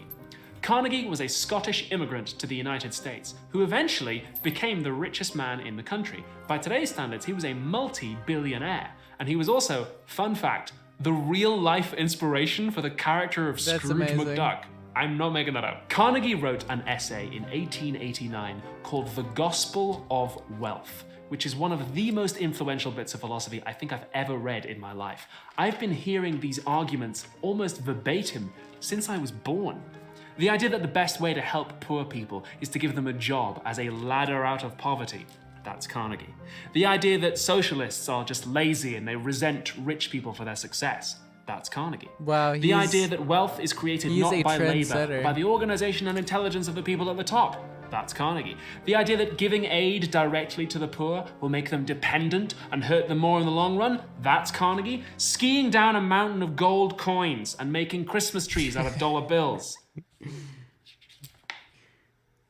Okay, apparently that one was actually Scrooge McDuck. But if Carnegie had had that much gold, I would've bet done you he it. would have tried it. A lot of these ideas he pinched from a philosopher called Herbert Spencer, who I talked about in my video on Charles Darwin. But Carnegie updated them. He brought them back. And more importantly, he made them seem like kindness. Because by most accounts, he was a pretty nice guy. He gave away billions of dollars in today's money, and he encouraged rich people to give their wealth away for the public this is good philanthropy rather than shit, right? hoard it. Carnegie Hall Philanthropy. in New York City is named after him because he paid for it. But here's the kicker. Who gets to decide what the public good is? Well, Andrew Carnegie does, of course. He decided that the people of New York would benefit from a big fancy concert hall. It's funny though, because this is the point that people make, workplace democracy stuff. How like people like libs are so in the public sphere, libs are so against centralization of power, at least theoretically, which is why you need elections, etc. But then in the private sphere, the people who are good at managing companies do so alone, basically. Like they are these, it's like this weird platonic like philosopher king understanding where it's like the most virtuous and knowledgeable will have this absolute control or capacity to manage things. And undoubtedly, many of them have. But he didn't go to the people and say, hey, I've got a few spare $1 million, what do you need? Because that would have put them in control. Maybe they could have voted on what to do with that money. And maybe they would have voted to build a concert hall, but maybe they wouldn't. Maybe they'd have said, we want you to pay your taxes, Andrew Carnegie. We want to take that money and spend it on housing and food so then we can control our own lives and then maybe we wouldn't have to work for you anymore, you charming yet insidious Scottish duck. Carnegie described himself as an agent of the poor. But an agent is somebody who works on your behalf and who you can recall if you want to. That's not what he's describing. What he's describing is called technocracy, a system of government in which the most competent people have control. But they are also the people who decide what competent means. And therefore, in my opinion, that is a dictatorship with brunch. I don't care if you call it Carnegie Hall, or the Bezos Academy, or the Gates Foundation. I don't want presents from rich people. I want control over my own life. When I play Fallout New Vegas, I kill Mr. House every goddamn time. And working in that pub, I didn't feel like any of us were in control. Except Scrooge. There was a guy who used to come in every day as soon as we opened, and he would order a pint of John Smith's, the cheapest ale we had. And then he'd order Dictatorship another with one, brunch is good. and another That's one, funny. and another one, all day, counting out his change on the bar. He was an alcoholic, and he was killing himself. He was killing himself with John Smith's. But I had to serve him, because Scrooge said I did. I remember the night that I decided to quit. It was late, and my shift was supposed to have ended, but Scrooge had a policy of never asking the regulars to leave, even if they stayed past closing. There was this one regular, Eddie, who was in there drinking with his girlfriend, and I'd spoken to them a couple. Hello, Proletaire. Thank you for the raid. Thank you for the raid, Proletaire. Everyone go follow Proletaire, friend of the times stream. before, so I guess that they felt comfortable enough to start saying some incredibly racist shit. For context, the Enemy town of that the I grew up stream, in was Proletaire, very go racially follow Proletaire. segregated. There were some people of colour living there, but in the pub, all the staff were white, all the regulars were white. I think I'd seen a person of colour in there maybe twice. So Eddie starts telling me about how there's too many black people in Liverpool. Dave is standing 10 feet away. He can hear this, but he doesn't say anything. So I push back a little bit. I'm like, come on, man. What do you mean too many? Like, black people can live wherever they want, dude. Liverpool used to be a slave port, for God's sake. The wealth stolen from black people practically built that town. But he won't hear any of it. And his girlfriend starts joining in, and she says she won't go to Liverpool because black men are all rapists. She's seen it on the news. And at this point, I don't know what the hell to say. Like, it's late and I'm tired, and I'm actually a little insulted that they think that they can share this garbage with me, and like they think I'll be on their side with it. So I say to him, Eddie, Is this a proper employment of like emotional labor that you, even if you know like an idea is like rancid, that if you are like a wage laborer, you can't piss off the like the preferred, unless he's a common customer. ordering a drink, never speak to me again in your life. Dave calls me over, and he tells me off for speaking to the regulars like that. Regular, that's the word. I decided then and there that I had to take this YouTube gig full time. I still have to see people say a lot of awful shit, but at least when they do it in my comment section, I can kick them out. Yeah, you hit the block button. I got a job in a cafe just across the road that was trying to transform itself into a nighttime venue for live music. It was a tiny place, only about 50 covers. Show me the flag of today. And the management didn't really know what they were doing, which was great because it meant they were pretty relaxed. I stood behind the till, selling bottles of beer and occasionally taking food to the tables. The crowd were mainly older folks just looking for a relaxed evening. The musicians were all local folk artists from Northumberland who played acoustic sets, so it was just a really relaxed atmosphere. Most of the time I'd just stand there or lean on the backboard because the manager was chill and he'd let you do that. And then he'd come by and he'd be like, do you want a beer? And I'd be like, yeah, all right. So I'd just have a beer and listen to the music and help the customers when they needed it. The philosopher Bertrand Russell says that the way we currently think about work is really wasteful. Not just a waste of resources, although to be clear, having a bunch of people doing jobs that don't need to be done is... Oh, this is sick. The flag of the Navajo Nation. Showing the borders of the reservation around it to the four sacred mountains. Surrounding rainbow represents Navajo sovereignty. That's cool as fuck. That's a great flag. That's a cool flag, Proletaire. really bad for the climate, and one of the best things we could do would be to No, stop. I like it. It's good. But also a waste of people. He says that with the aid of modern I don't care about aesthetics of a flag. I don't give a shit.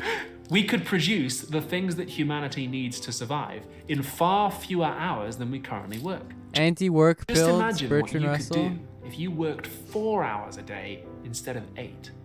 Well, let's be honest, probably more than 8. You could write the next great novel, or paint a beautiful painting, or come up with a brilliant idea no one's thought of. How many... I take the anti-civ pill, because in hunter-gatherer societies, it was like 3 or 4 hours of labor a day at max. Einsteins, or Beyoncé's, or Michelangelo's, or Javier's are mopping floors right now. You know, the rest of the time you could spend dying of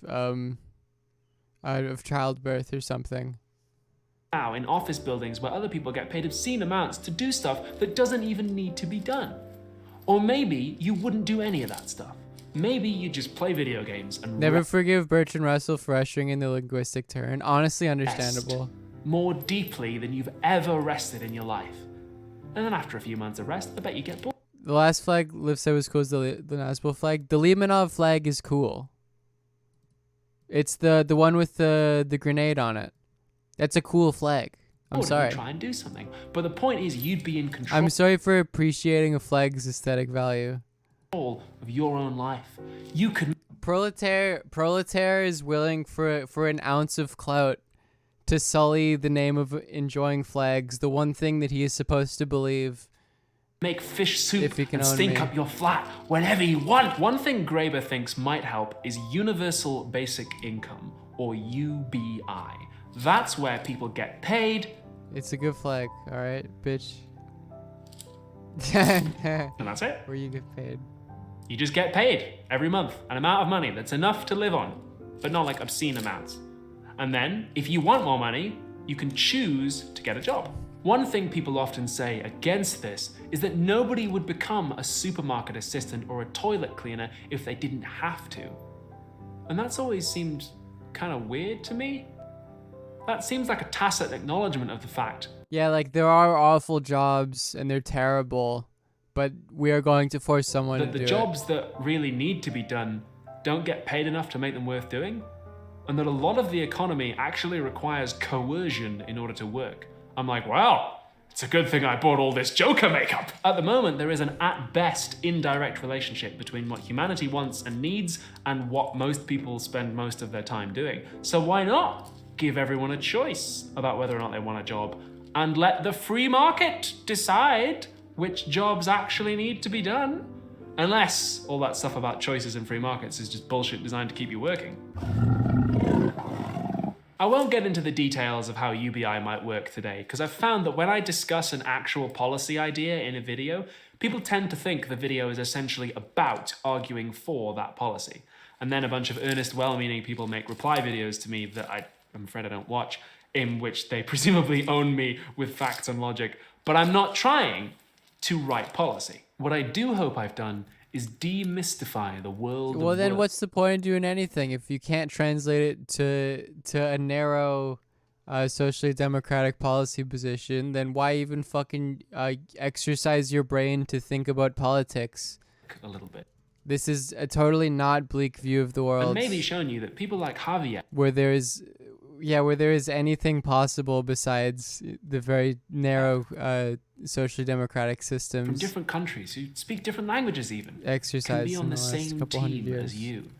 At the very least, if you think that your job is a waste of time and human potential, then you are not alone, my friend. The cafe where I had my last pre-YouTube job is now closed down. Probably because they paid a bunch of people to stand around drinking free beer. Damn. But by the time it did, I was ready to start auditioning for professional drama schools and turning YouTube into something that actually makes a little bit of money. This job, the one that I'm doing right now, is by far the hardest I've ever had in terms of hours that it takes. And that's not even getting into stuff like stalkers and death threats that make it way harder than it should be. But I love it. Because The real Marx quote is that the point of the world is to develop a good left-wing policy position. I do feel like it makes a bit of a difference. And I'm in control That's of it. the point of everything. If you don't do Well- that, then your thoughts are useless. I'm mostly in control of it. I don't agree that working is always good if work makes you miserable and what you're working on is pointless. I don't agree that creating jobs is always helpful. And I do think that the world would be happier if we all worked a little bit less. And so now I am going to take my own advice. I am going to take December video. off.